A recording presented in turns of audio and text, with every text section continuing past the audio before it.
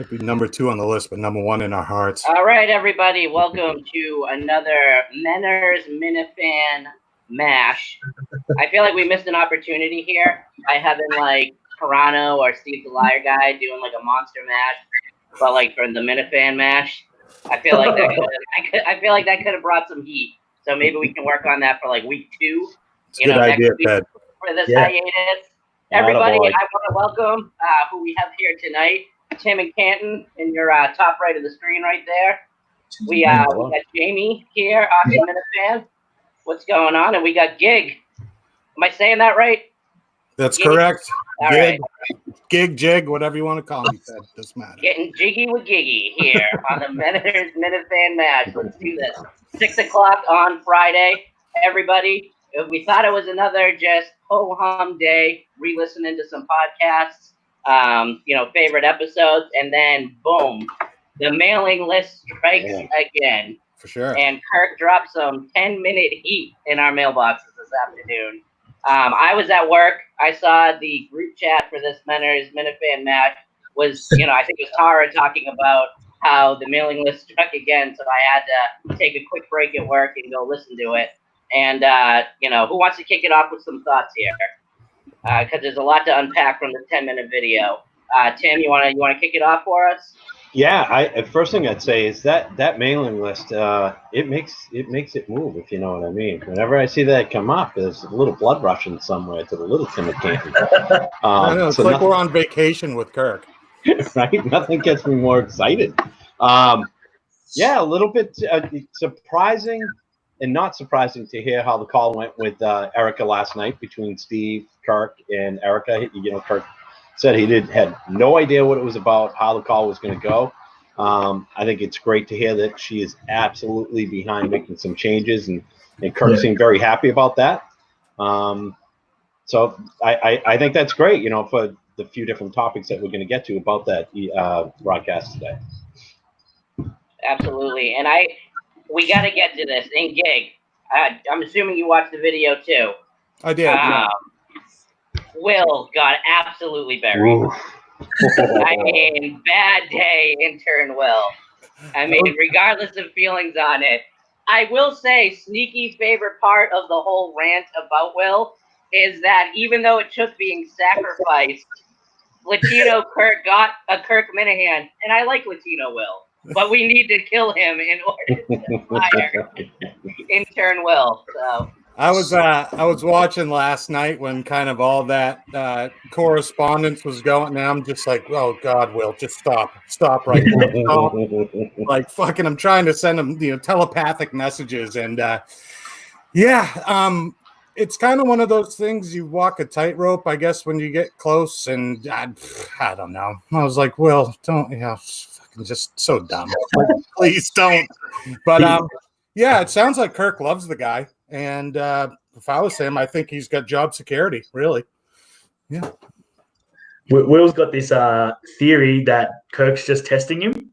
He's the most likely intern to be hired to the show, and he's just being tested. As long as he keeps bouncing back, he's proven his loyalty and his worth. So he's tough. Yeah, tough. I don't know if it was somebody in this group, but I saw on Twitter, and I hate that I can't give them credit, but they said it looks a lot like the Portnoy Blind Mike relationship is the intern Will relationship, and I can't think of anything better, to be honest.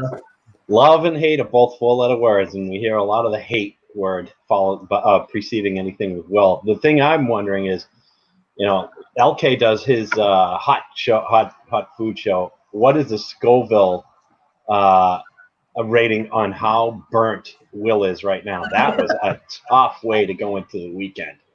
Oh, that was so hot. What's higher than Fuego? Because we reached it. Yeah, and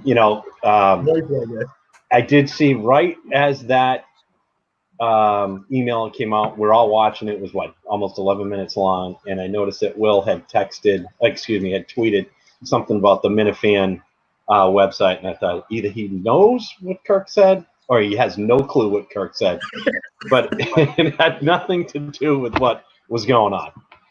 I love the thought of Will just going on with his day, and this has been out there for 20 minutes or so, and people are putting in chats bad day Will, holy crap, Will. And he's just like, oh, no. Maybe we could set something up for Sokka where Kirk like just throws wallets at Will's face. So, and what about what you guys think about his comments about DJK, intern Tommy, posting When he disavowed him? Well, he posts. So what happened there was he posted his own little vignette, little video, but from the show account without getting prior approval. And I think we've seen that happen before. What do you think about Kirk's comments about that? Because he definitely respects the work that DJK does. Yeah. I think anytime that you're... Oh, sorry. Do you want to go ahead, Jamie? Yeah, man. I just think anytime that you're doing anything that kind of promotes yourself through the Kirk Minahan show, if it doesn't directly also promote the Kirk Minahan show, then you got to maybe ask yourself, okay, can I run... Yeah. If there's no direct parallel, I need to run this by Kirk, Steve. I'm guessing it would be Steve in this situation since DJK is an intern. And maybe if Steve doesn't even have an answer, then they can go to Kirk for approval on something like that. But you also, Kirk's the type of guy that, I don't like speaking for him, but respects initiative. Obviously he thinks DJK is talented. So, Kirk's a guy who made a name for himself his whole career by doing things that probably weren't necessarily approved directly by a program manager. So there is a fine line to work through there, Yeah, that's a very easy barometer to use. Is this show related? Does it help the show? And in the end, should I really be doing it? It has to come from the show, right? So lessons learned. But DJK says he's been in the business. Said that he's a broadcaster or what have you. So I guess he's going to learn that lesson very quickly. I think there'll be any with any malicious intent, obviously, but I just don't think he thought it through. He's how old? He's 22 years old. You don't get to be Ryan Seacrest without taking some risks. He's got beautiful hair. I'll tell you that much. Unless he did think it through. And he thought, if I do this, it's going to get a bit more promotion for the show, and he might be able to get a few more views. He could have thought it through. Jamie, I want to kick this next topic to you. Let's go back to the Barstool Erica meeting yesterday between Steve, Kirk, and Erica. What do you think's going through Blind Mike's mind, not being involved, just waiting to find out, like the rest of us, what happened? It's got to be hard because he's part of the show, but they're obviously not going to put him in on the business side. But I think he just knows that, hopefully he knows by now, Kirk wouldn't have him there if Kirk didn't think he's good. Like, Kirk knows good talent. He doesn't keep people around if they're shit at their job. Blind Mike's good for the show. It wouldn't be the same without him. He just needs to have faith that these meetings are going on. It's going to be better for all three of them, but he doesn't have to be included. It's just another person who's talking at the meeting. They go a lot smoother if there's less people. He just has to have faith in Kirk. And I'm sure he does, like we all do. Do you think, Gig, I'll kick this one to you. Do you think that Steve maybe had to eat a little shit in that phone call yesterday? Because it seemed like the majority of Portnoy's complaint, whether it's him and his character or not, was he feels like Milton's is his guy that he's been with since the birth of Barstool.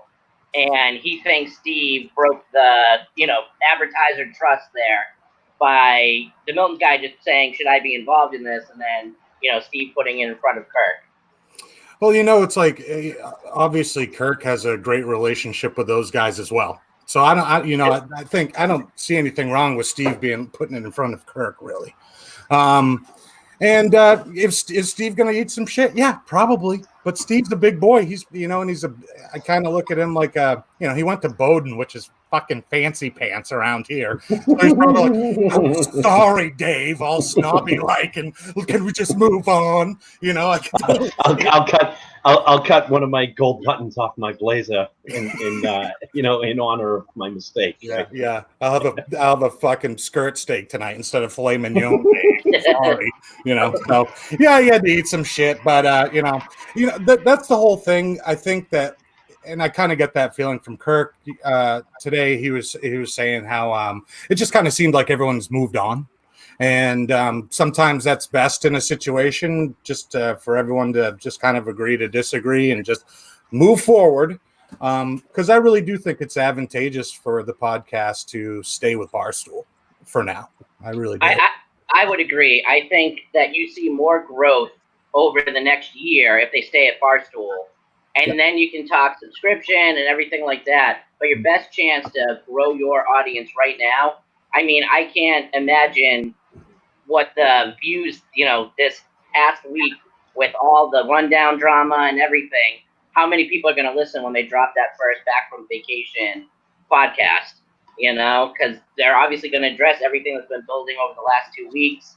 I think it is, good for business in a way on both sides when they butt heads. But at the end of the day, I think they all know that for right now, Barstool may be the best option. Tim, what do you think?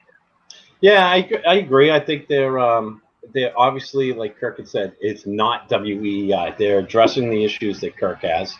They're trying to work with him, and I think that goes a long way. He definitely sounded much more positive today in what he had to say about Barstool and with Erica, and I think he respected the way that she handled what was discussed. And but I also feel that they are absolutely setting up a plan, just a go-to plan for down the road for whatever might happen. Yeah, contingent. Thank you. I got a question for you guys. Do you really think that the relationship between the Minifans and Barstool is fractured, like with the whole DEC show? Because I just look at it like, oh yeah, shit happens. It's not like I'm out in my backyard like burning Barstool equipment. I mean, I was a Minahan guy. I was never really a Barstool guy. I was a Minahan guy. So it's not like I have a lot of Barstool gear or anything like that. But I mean, do you think people are really up in arms about that shit? So I'm just gonna speak because I was a Barstool guy. I've been on the Kirk Minahan show since it debuted, but that was because my dad was such a big fan of the Jerry and Kirk show on WEEI. So he was like, "You got to listen to Kirk's podcast." And I followed him doing the Roger Goodell stuff leading up to joining Barstool at the Super Bowl, and him doing the prank phone call, obviously. As Kevin Cullen that got him sued, that whole thing. So speaking from somebody though who I was Barstool since I was a freshman in college in 2008, and I can say that it's definitely fractured for me because since day one they've done everything to not promote this show, and I don't see how you can point the finger and lie and say that they're not making money and do nothing on your end to help them make money. From day one, they were having Dave Cullen and Steve try to sell advertisers for them. But the sales team, I mean, I went back and listened to a bunch of the old episodes this past week, and they're all still shitting on the sales team back then, talking about how nobody's helping them out and they'll just have to do it all themselves. It's funny because, I deal with some big companies every now and then in real life, and you think that these people would have their shit together, and they don't. It doesn't. If you're a $450 million company, it doesn't necessarily mean that you have your shit together. So, that's interesting, Ted. There you go. I think you're right, though. It wasn't just the situation that added to it, though. It was kind of a long-term thing for you, correct? Yeah, no, I mean, I always followed, I was a huge KFC guy back in the day. He was the original person that would have the wars on Twitter, and he wouldn't back down from people. And I know it's gone mainstream, so, I mean, KFC would be lying if he claims he hasn't changed. But, of course, the topics they discuss have changed, but that suits them. Kirk's not that guy. Kirk's going to do the show that he wants to do. And I don't think he's ever in a position where he's just comfortable just mailing it in each day, and doing who's the celebrity that we're going to have on today? And Feidelberg and KFC will bat their eyes and, they'll Stone Cold Steve Austin. Yeah, Kirk actually wants to have a guest he's either going to learn or he can challenge them on something that they're throwing out into the world. And that's why we like the show that we like, and people who like, the boring KFC Barstool show, you can go catch them on Friday Night Pints right now, or you could stay here and have Friday night light beers with the boys. Light beers with the boys. So, Ted, to your point, or Gig, what you were asking about, I had no idea what you were referring to with Friday Night Pints. I'm with Gig. I used to read the Barstool website. I used to read the blogs. But that was a long time ago, and I hadn't really been to Barstool until Kirk went back over there. But switching gears a little bit, and speaking of gears, Mike Geary put out a Periscope this afternoon that seemed to confuse a lot of people. Jamie, I know that it's just Saturday morning. Did you have a chance to see that? No, I haven't seen it. So you haven't seen it yet. Gig or Ted, you guys see it? I did not. Yeah, I didn't see it either, but I saw people reacting to it, asking whether or not Mike was promoting the Milton's event or apologizing for something. That's so. If you're a gearhead, you'll know that what he was doing is Jenna Marbles had apparently issued an apology for some past stuff she had done in it. Yeah. So, and Mike had commented and said, I forget what he had said, but anyway, he basically did a Jenna Marbles type apology. So that's what that was, and I think it confused a lot of people. And at first, I'm like, "What the hell is this?" And then I remembered what he had done earlier in the day. So I just wanted to see what you guys' reaction was to that. That's where I get so mad at Portnoy just not even entertaining anything that Blind Mike does, though, by just ruling him out. Because Portnoy would be the first one to love a good Jenna Marbles bashing. Yeah, because of Tim, I don't know if you know this because you weren't like a Barstool guy back in the day, but she basically fucked over Barstool after they were the ones who originally gave her like the platform, and then I didn't know that. Yeah, it just kind of skyrocketed overnight, and she basically was like, "You can't afford me anymore," even though she had an agreement with Portnoy. And Portnoy, just being a nice guy, was like, "All right, I get it. I can't pay you that, so." Go on and do what you're going to do. But technically, she was with them. So he let her go, and she made her YouTube videos and got her views and advertising. And obviously, now she's apologizing for some of the videos and content that she made. But, like, Blind Mike here is doing a funny day one Barstool joke going after somebody that was around back in the Milton days. And, he won't even entertain the fact that Blind Mike did a funny thing. I don't understand. Like he said on the rundown, Blind Mike is the worst human being in history. I'm like, those quotes are so funny, though. They're so funny. I just don't understand how he has such a bad opinion. Like, he goes, "The woe is me," but man, he's just lovable Mike. Like he can't remember anybody's name or what they did, but man, you say that name, Blind Mike, and he is just clear as the day is long, and the visceral anger that is just like. He's like spitting as he like says that. But he did admit the reason he can't fire him is because he feels guilty for throwing the wallet in his face. So Blind Mike's lucky there. He probably got a free pass.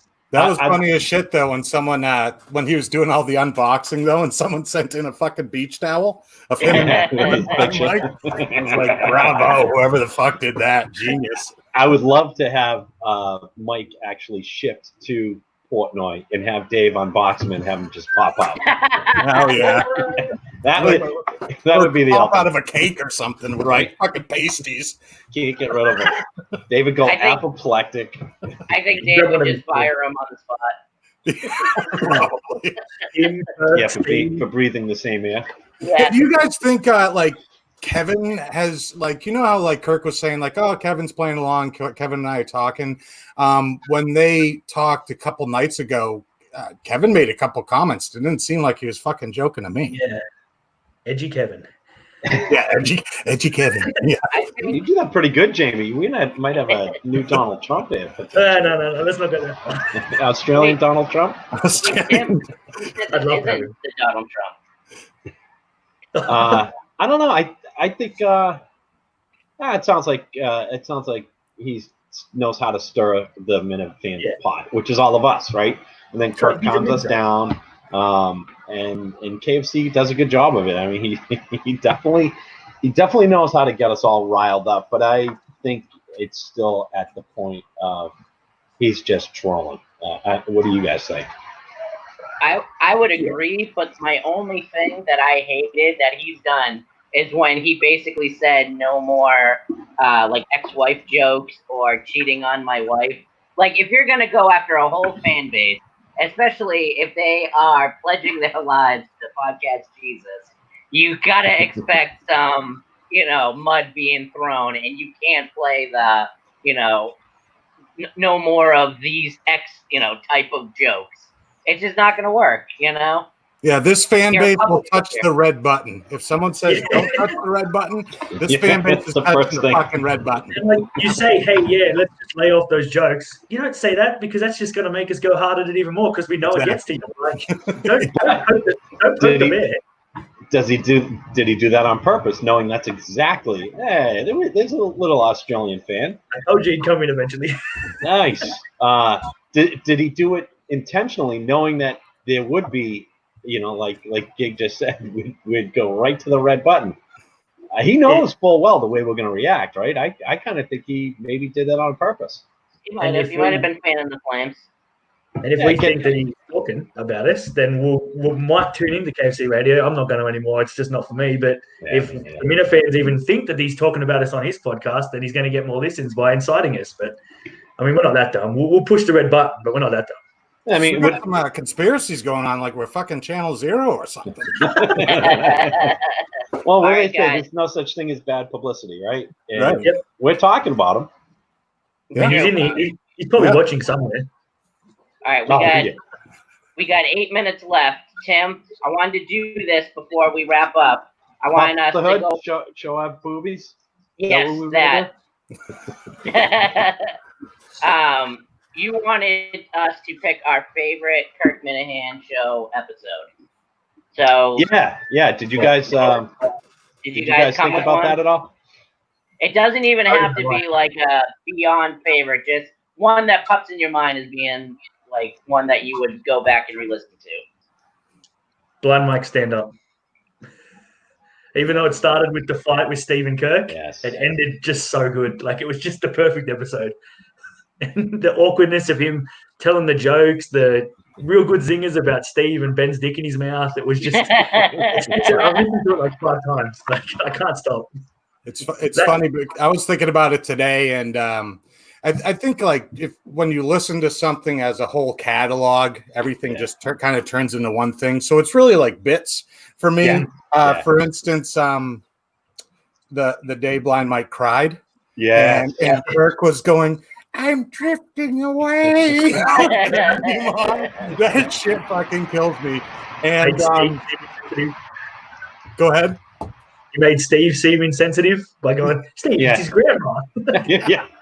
Excellent. I mean, but and then on the other side of things, like, this is what I like about the podcast so much. I like when they had OJ's lawyer on way back in the day, Malcolm Wilburn or whatever his name was, because I still like that side of things when they get someone on there that's like and have the intriguing conversation, if you will. That guy was in my opinion a giant fucking douche, and that was fun to listen to.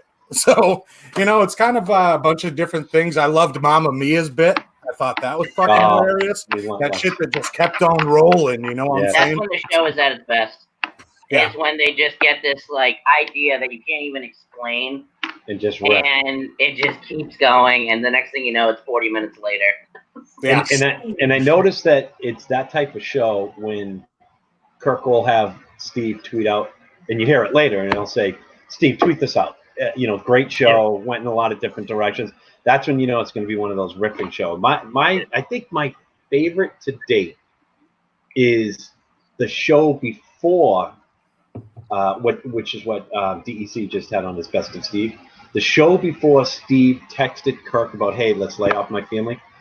The show before that is when Kirk dragged all that family information out of Steve about his parents, about the divorce, his brother, somebody that had passed away. They dragged it all. He did such a masterful job of getting a guy who was used to working with somebody that basically talked politics, and that was about it, to reveal so much about his family that the big brother had to step in and say, "Time out, kibosh on that." I love that show prior to that because Steve was it seemed like it was one of those where he seemed as though, "I'm so comfortable doing this. I'm getting to know Kirk. We're growing together. We're getting closer together. And next thing you know, boom, like a supernova. It exploded. And then the explosion was another great show. Yep. But I loved the show before that. So, yeah, what was that, like 2 months later or something? When did it's funny because I'm sorry, Ted. It was funny because like Kirk's always like, I forget about the show last week, and I mean there was a significant chunk of time between the scrubbing and when it was found out. It was definitely months, right? Yeah, definitely months. Yeah. Oh yeah, it was. Remember, because that was out there for a while. Yep. right. That it had happened. So Ted, what about you? So the show was one that I actually tweeted yesterday. And I was just going back through all the episodes, trying to find one to re-listen to. And this one had it all. So it's from July 24th of last year. And it's the Linda Marks, David Ortiz song, where they break it down line by line. Oh, fuck yeah, dude. That shit was It's the first time that Mike really got in the rhythm of making jokes with Kirk and Steve. And it wasn't even Steve and the producer. As much as I love Steve, it was Dave Cullinane that was in the booth for this. And then the second act of the show had Blind Mike on air getting interviewed for the Barstool job by Erica. And the lead up to it had a really funny Dave Cullinane moment. So they're throwing Mike under the bus, just going at him about how nervous he is and everything he's trying to pitch together. And Kirk's just shitting on everything about how he doesn't matter. And then they go to Dave Cullinane. They were like, Dave, what about you going forward? And he just looked at them and he goes, oh, my last day is Friday. And he goes, no. What are you talking about? We're not talking about you. And then they went on like 10 minutes about that, like waiting for Erica to call. And even the Erica part was hilarious. Oh, that was so good. Yeah, it's just funny. Start to finish was just such a worst the worst question to start. Right. I saw that tweet, and Ted and I responded to it because I distinctly remember cutting the lawn, laughing, and then when Mike started talking to Eric, I just had to stop and sit down and listen. It was so it was just so amazing.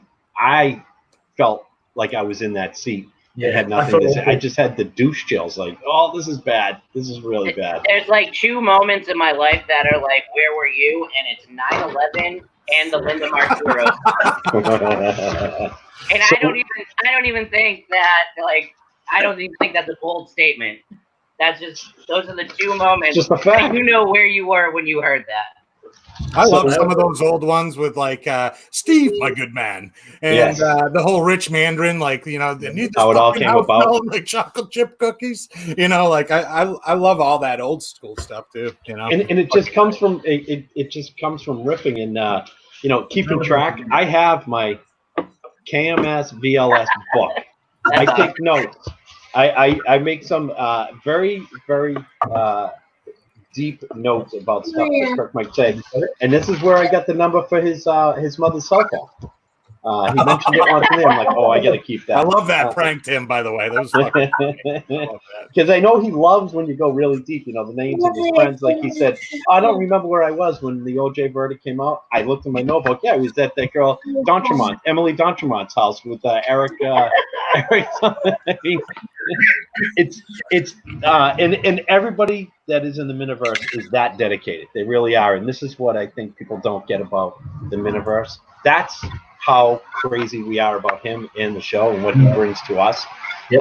And I used to say that people that would be on his EEI show, like the Tangways and the Trannies, they didn't even listen to the show to know what Kirk would be talking about. And the one who did was Mutt. And look who ended up being the one that stayed. It was Mutt. Yeah. I miss him so much. All right. Everybody, Tim, Jamie, thank you for joining me here on this Menner's Minifan match. We got a great show coming up at 6:30. We're going to throw it over to Tara, Mrs. Latino Kirk. Who else is on at 6:30? I'm definitely missing. Probably John from Scranton. John from Scranton. Right. Menace is on. Oh, so the Napoleon from New South Wales is going to be joining. He is doing his legwork to take over this world, and I respect it. So I'm a fellow little guy, so I'm rooting for him. All right, everybody. Till next time. Thanks to Dictator intern. from down under. Thanks, boys. Fuck See you Friday later. Night Boys. Wow, what a great job Ted did there hosting that first half an hour. Can Ted you is live a up to that, natural Matters? host. What? Can you live up to that, Matters? Ted was pretty on. Well, I can walk, so I'm already doing better than him. How are you both? Good. Welcome to the show. Good. Good evening, viewers. Great call from Tim calling me Napoleon from New South Wales. Certainly fairly accurate. Well, let's open things up. What are you two? What's on your mind? Fire away. A lot is on my mind, just from our conversations that we've had. But this is okay. Just everything that's been going on in the world, like what happened earlier today with Kirk's email, and just the drama that's all over the place, the whole Barstool versus Miniverse crapola. That I'm just like, okay, move on, guys, let's go. Just move on. You know? So, well, Tara, what do you mean move on? What do you want to see? Well, I think so. I tweeted or quote tweeted because the Good Day Bad Day account tweeted, okay, good day Barstool. So it's like everyone was ripping their Barstool KMS merch and canceling their orders. And it's like, okay, Kirk says it's fine now. Kirk says, there's a civil relationship. So you can go back to ordering stuff from the website and all of that. So it's like when Kirk says one thing, everyone's like, okay, we're not going to support them anymore. But now it seems like things are pretty civil and there's a mutual ground right now. So we can continue to support Barstool since Kirk is still there. So. Yeah, I think that's fairly accurate. I mean, right. that's the Minifans, isn't it? We right. jump to Kirk's orders. So I guess if he's back in with Barstool, then reorder your merch, people. Yeah, exactly. What do you think, Mrs. LK? I feel like Tara just summarized everything. The boys in the previous half hour covered everything else. So, well, okay. Well, speculate now. Well, let's just start off and clear something up. What Tara was alluding to, there were some definitions put in a private chat about what is a spit roast, and and I had to. I was surprised. This was Jerry's consultant, that sweet-looking boy. I had to explain to him what a spit roast is, and if you don't know what it is, it's obviously. It's two guys on a girl at once, one at each end. I don't want to get spiked right now, Manners. Come on. I'm not getting spiked. I'm just saying that's why Tara was a bit shocked coming into this recording because she never heard of that. She never heard of that definition. And then I told her what ski polling was, and you can all Google that, and she was even more shocked. So that's why she's a bit thrown right now. Yeah, learning a lot. Well, I've got a question for both of you, and it sort of came up after yesterday's show. I struggle sometimes to find a difference in the Minifan world between someone that is a sort of healthy dissenting voice and someone that is just an absolute fucking cunt. And I actually think there's some people in the Minifan world who just want to be cunts, and there are some people that want to have fun and argue and happy to interact with content and understand what's going on, but then there are just some, like in the real life, there are just some absolute losers. So how do you sort of define a cunt v just a dissenting voice? Well, I want to throw that back on you, Manners. Where do you think you fall on that? Well, I think I'm just I'm not even a dissenting voice. I'm almost a sycophant. I mean, I've called Kirk the best broadcaster ever. I listen to most shows twice. I do a show on the network every week. The only thing I got blowback for was being the anti-Cullen special, but and of course the Steve stuff. But I don't think I can be cunty, but I don't think I'm a cunt. Right. I think it when there's a difference between joking around and going back and forth and actually trying to actively ruin people's lives that are in the universe and kind of not letting it go or just continuing to piss people off when, it's clear. Well, it's not clear sometimes where the line is when it comes to doing that. But I think, lately we've seen the difference between someone actively trying to piss people off, take people down, dox them, whatever the case may be, and actually, bust balls in that sort of sense. So I was listening to the Minifan show, the DC's podcast. He did the Best of Steve, which very well done. And I think it almost touches on this point, Menners. He replayed the bit around, Steve doesn't want to talk about his family, right? And to some degree, there's a dissenting voice in there, right? There's I'm drawing a hard line. I'm Steve. I'm drawing a hard line. You can't talk about my family. But that's that question of, is it because Ben said so or because Steve was uncomfortable with it? Right. I think that dissenting voice is the Ben, right? But it's the cunt is Ben. The dissenting voice was Steve's perspective. And I think there's that fine line right in the middle there, because it was nuanced, right? If Steve had said right off the bat, I'm uncomfortable with this, Kirk, let's not go there ever again, that's the dissenting voice. The cunty approach was, my big brother Ben doesn't like it. I'm going to tell you this a week later, and now you're going to make an issue out of it. I feel like that's where, to me, that kind of epitomized the point that you're making, Menners. Good point. I like that. That's a better answer. I also think it comes down to sort of interacting between content as well.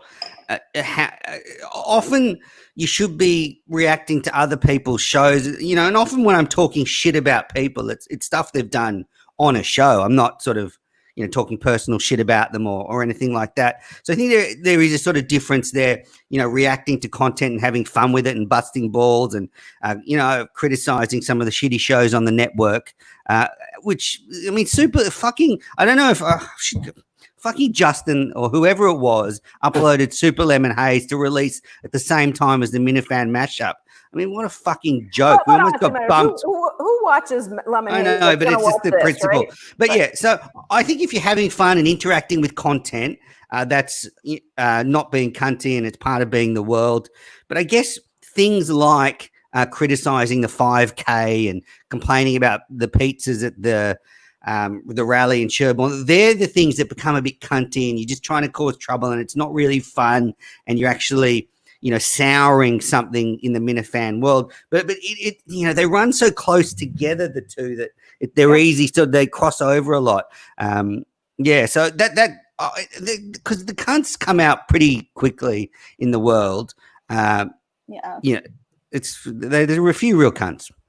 Yeah, I feel like this is the most interesting fan base I've ever been a part of, just because of the fact, you have those people that are so dedicated, and those same dedicated people also go back and forth with other people in a joking way. And sometimes I even am like, oh, are they joking? Do they really think that? And it's like, I've never done this stuff before. I don't know what's happening. Even this today, I'm like, okay, like what am I doing? You know what I mean? So I don't know. It's just a weird world to be in sometimes, and it's fun, but then I can also see where sometimes I'm even afraid to say things, and I'm even worried at times if I say something, someone's going to attack me, you know what I mean? And that's where it's like, okay, well, if I do say something, will the other person be just like joking around with me and criticizing me back just for fun, or are they actually trying to be hurtful?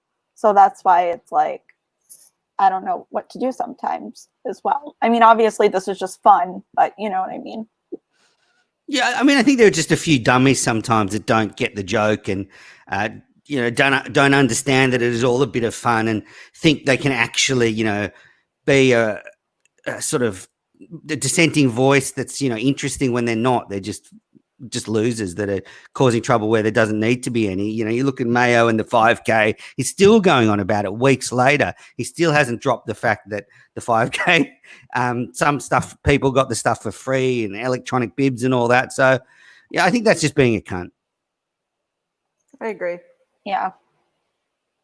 Tara, the only thing I've noticed from your Minilady show is if your fiance ever even follows one of his ex-girlfriends on Facebook, there is going to be big trouble in your house. What was that? There's going to be trouble? You always say in relationships, the worst thing is when your current partner, contacts their ex or something. Oh, we've got a guest. Look who this is. Oh, hello. Hi. Hello. Hey, Kirk, welcome to your network. What's up? What's going on? Do I sound like I have my lisp here or what? No, you sound So good. Okay. No lisp. Are you here to tell us that DJ K's been sacked as intern after that video today? Yeah. Well, I mean, I don't know. No, I just wanted to. I know everyone's doing a good job. Who's producing this tonight? Nick. Nick, best Oh, guy okay. in the business.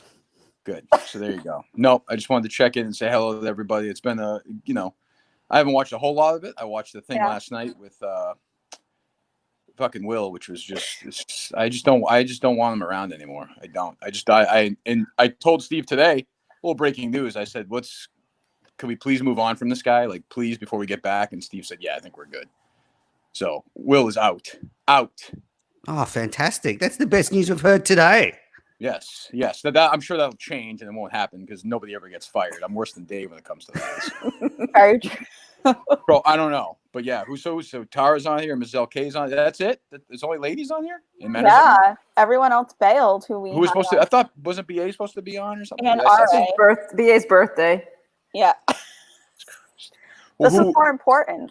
Who was on the first part tonight? I didn't see that. Jamie. Tim, Ted, Jamie, and Gig. All the stars. All the big YouTube stars. Yep. They were on fire. Australian, Aussie. No. Oh, okay. Yeah. The guy with brain cancer. He's still kicking on. He hasn't quite got him yet. Does he have brain cancer? Well, yeah, a little bit. I mean, I think so, the way he talks. Look, hopefully. How did your chat go with Erica? Well, if you listen to the thing today, Menners, is a host of this, you should have done that. You would have known how it went. I mean, that's kind of a shameful job on your part, really. I mean, it's fucking 10 minutes. I mean, really. I mean, did you girls listen to it? Ladies, sorry. Yes. Of course. Were you too busy in your I listened to it twice, actually. perverted underground chat room that's taken over the show? But no idea what you're talking about. Nope. But no, it went well, Menners. It was good. You know, this is ultimately what it is we had a good conversation for Steve and I and Erica talked for probably about 40 minutes, and I thought it went well. I thought there was a lot of things that were positive. You know, so my thing is a lot of things are lined up. We have to do some stuff. They're going to do some stuff, and then 6 weeks from now, say, if we're sitting around, we're about to have the same phone conversation with Erica, then I think it's kind of like, well, it's probably time to just call this a day and you know, shake hands and say no hard feelings. And I do think, you know, I mentioned this on the thing today, that there's sort of this idea to want to make this like Entercom. It's not going to, if it ends, it's not going to be like that. I like Dave. I like Erica. I like, you know, Dan and Kevin, all those guys. And they've treated me well. It's just, and I understand that can be difficult. I can be difficult to try and manage. So, you know, I don't know. The answer is, I don't know. It was a good call yesterday. And, you know, I mean, I think things are better than they were. Well, certainly better than they were a week ago Friday, despite Steve trying to sabotage the Milton's contract. But that's, you know, that's a whole different conversation. But short of that, I think it's okay. You know, I don't know. It was a good conversation. Yeah. Yeah. And I think, like you said, you know, it's definitely like a different situation than Entercom. Like they're just they're trying to meet you at your level, it seems, and kind of, you know, negotiate or coordinate with you as best as they can. So. Well, thank you for just recapping what I just said, Tara. I appreciate it. You're welcome. It's good to have a translator here, just in case for the people who can't quite keep up. So. But Kirk, because the ladies are going to want to know, are those glasses different than your normal reading glasses? Because you got a different vibe going there. I'm liking it. No, I think these are the same ones. No, they're the same ones. Right. It's amazing how, if I take them off like this from up close, how blind it's incredible. I mean, Menners looks human, like the way I look at it right now.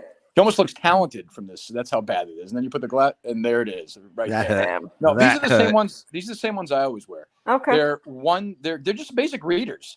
They're 1.5s. I could probably go 1.75 now. It's starting to get bad. I mean, we're talking like I'm not saying we're getting Mike status here, but we're getting close. Mike is amazingly blind. You guys have all seen him in person. So I don't know if anybody. I have it. Maybe Sunday. Oh, you're going Sunday, yeah? Potentially, yeah. Okay, so you'll see him. It's incredible how blind he is. It's also incredible how unfunny that parody Periscope he tried to do today was. I mean, that's almost fireable right there. Like, I'm doing this by myself. I just talk by myself for an hour every day. But what do you need Mike? You know what I'm saying? Yeah. Not good. Not good. Anything else, Menders? Yeah, did you see? I didn't mean to get in the way of your, your chat with the girls. No. Well, we were just actually trying to define what the difference between is like a cunt in the Minifan world who's a real awful person and someone who's like a dissenting voice and having a bit of fun. We were just trying to sort of come to sort of. Well, what's been the dividing line? Who's the cutoff? Well, we're trying not to name names, but we think that if you're having fun with content and interacting and arguing, that's all good. But when you sort of slip over into like personal stuff and then just attacking stuff for the sake of it, you kind of become more a cunt and less. Like Zonker is one. We know they are. Mayo. Ben Robinson. Ben Robinson is definitely one. Oh my God! I mean, what's weird about Ben Robinson is like that village of children he pretended to kill. Those kids would be in high school now if they actually existed. But like Manners is like half of one, I'd say. Like in every way. Yeah, you're not the full one. But yeah, we know who they are. That Sneakers guy, John Featherston, all the typical ones.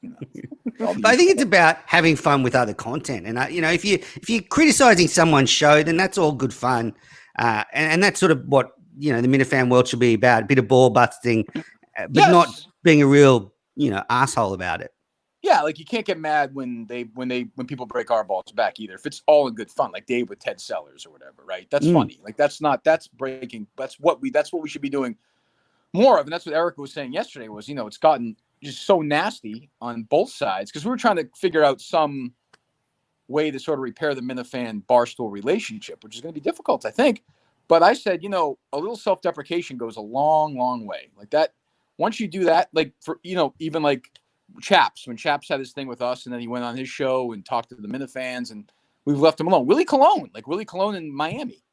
That was 6 months ago. 6 months ago can go by fast or go by slow, but 6 months ago, Willie and I were, we're fine. And then 6 months before that, we were at war. Nobody ever talks about Willie now. So, I mean, it's all how you do it. I think we have to be more playful, I suppose. They have to be more playful, I think. So, or we don't, it blows up and we go somewhere else. I'm not worried about, to listen to fucking Will talk about my contract and my success at subscription level. I don't have the patience for that at this point in my life to hear Will talk about my contract. And how would he know that? Like, he's a fucking idiot. I don't know. Him bouncing in the show last night was just terrible. That's on you too. You got to kick him out. I kept telling him to fuck off, but he's the producer with the buttons, asshole. So what? He's not allowed. He's not allowed on the YouTube channel anymore. I don't want to. If I hear his face or see his face or hear his voice, I'm sorry, Mrs. LK. I know that whatever the threesomes you guys have, I don't want to get in the way of that. Spit roast. It's fine.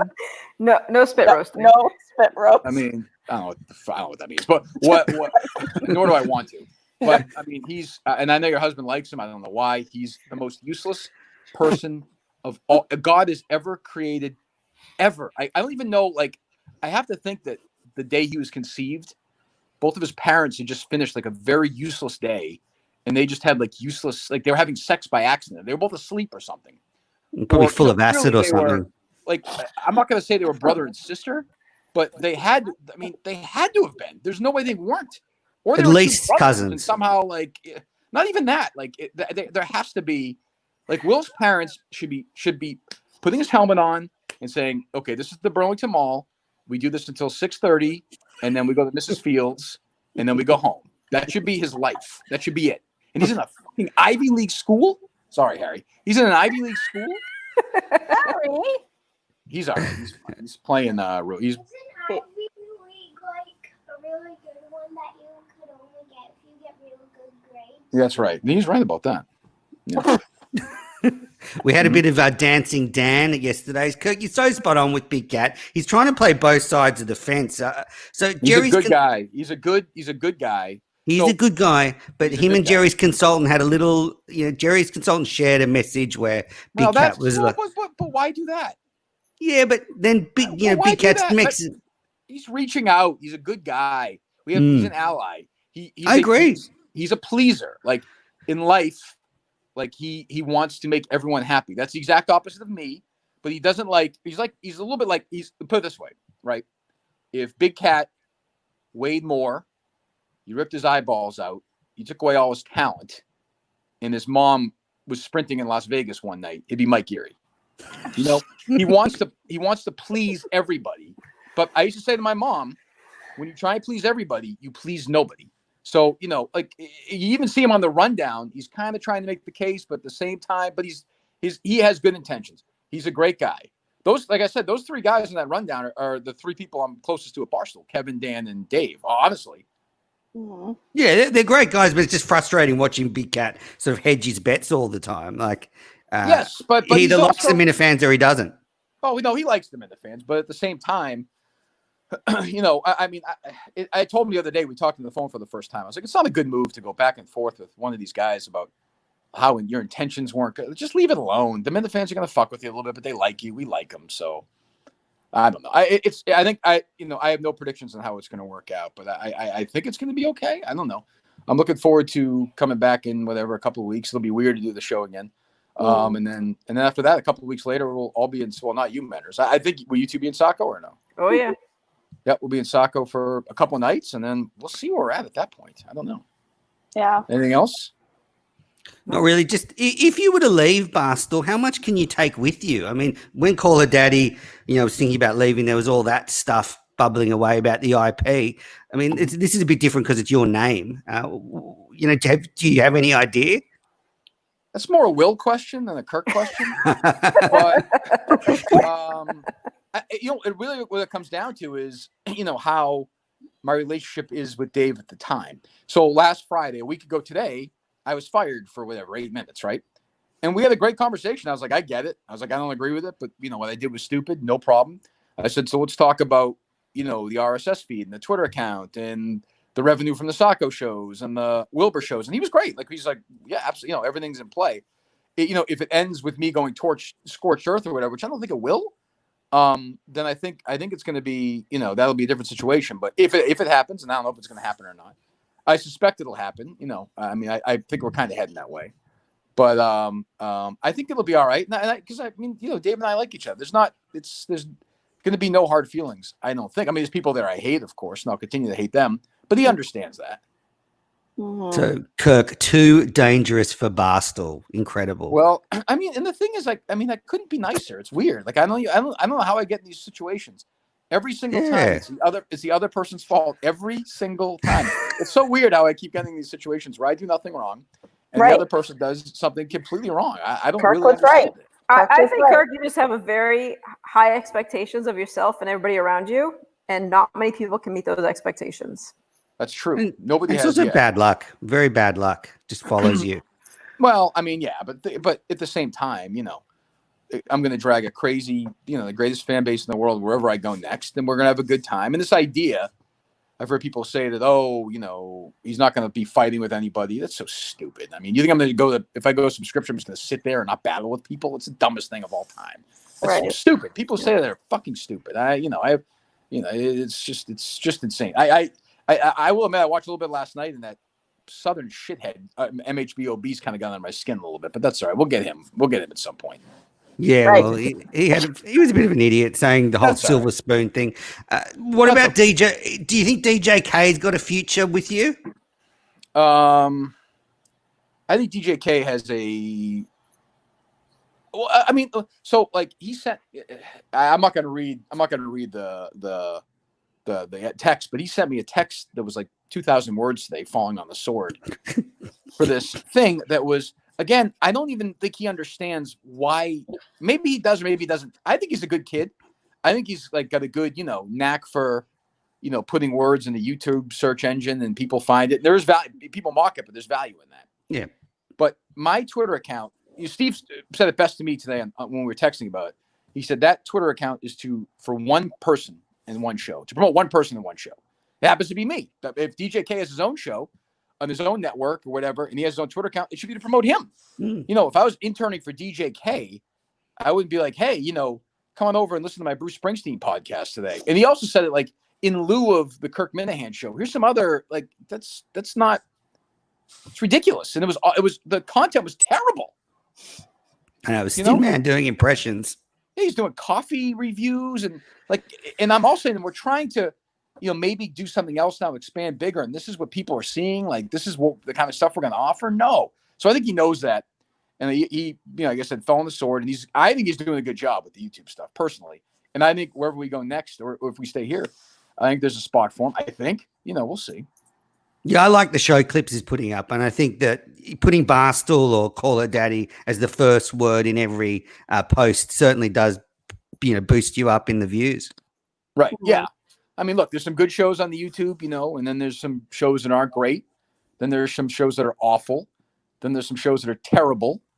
Then there's some shows that are beyond description bad. And then there was one with Adam the Jew today, and that was awful. And, that was a whole new level of shit terrible. Yeah. Be careful. I've laughed more in the waiting room at the abortion clinic than I did today. Oh my god! Do you have any ideas as far as show content for YouTube that you would like to see, or is it just kind of like whatever people want to come up with is fine?